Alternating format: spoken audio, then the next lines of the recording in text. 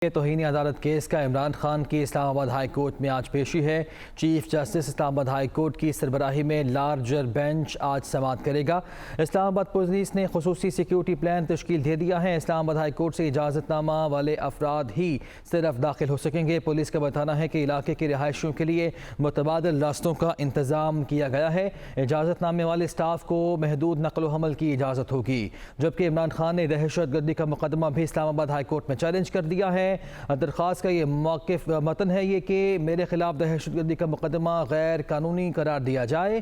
متن میں یہ بھی کہا گیا ہے کہ ورلڈ کپ جتوایا، فلاحی منصوبے بھی لگائے، بطور وزیر اعظم میں نے امن قائم کیا اور مجھ پر ہی دہشت گردی کا یہ مقدمہ قائم کیا گیا ہے جو کہ غیر قانونی ہے، اسے غیر قانونی قرار دیا جائے۔ درخواست دائر کی گئی ہے چیئرمین تحریک انصاف عمران خان کی جانب سے اسلام آباد ہائی کورٹ میں۔ توہین عدالت کا یہ کیس ہے۔ عمران خان کی آج اسلام آباد ہائی کورٹ میں پیشی ہے۔